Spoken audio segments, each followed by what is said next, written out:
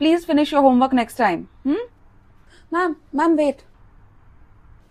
Ma'am, I have a question. Yes, Chetna? Actually, ma'am, तुम्ही जी assignment लिहायला दिली आहे ना, is AI killing human creativity, त्याच्याबद्दल मला एक डाऊट आहे. Yeah, please ask. ॲक्च्युली तुम्ही एक्सपेक्ट करता की आम्ही संपूर्ण टॉपिक समजून घेऊन त्याच्यावर ओपिनियन फॉर्म करून स्वतःच्या वोकॅबलरीमध्ये एसे लिहावा.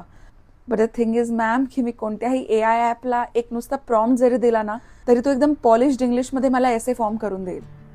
0 ग्रामॅटिकल एरर्स, नीट पंक्च्युएशन्स, स्ट्रक्चर्ड आर्ग्युमेंट्स. मग जे काम AI 2 सेकंदात करू शकतं ते करण्यासाठी मी 2 तास वेस्ट का करू? So my question is ma'am, what's the point? तुम्ही जेनझी एकदम पॉइंट ब्लँक क्वेश्चन्स विचारता. व्हॉट्स द पॉइंट? नाही, पण गुड की तू हा प्रश्न विचारलास, कारण तुझ्या प्रश्नातच तुझं उत्तर आहे. आज AI तुला जगातली सगळी इन्फॉर्मेशन, सगळा डेटा, सगळी माहिती देऊ शकतो. तो सगळ्या प्रश्नांची उत्तरं देऊ शकतो. पण एक गोष्ट अशी आहे जी AI नाही करू शकत, प्रश्न विचारणं. It simply cannot ask questions. तुझे ओपिनियन्स, तुझे विचार, तुझे प्रश्न हे AI जनरेटेड असून चालणार नाही. So now you decide whether to be completely dependent on AI or not.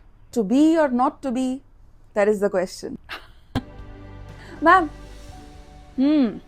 गुरुपौर्णिमेच्या हार्दिक शुभेच्छा. अरे वा, लक्षात आहे तर.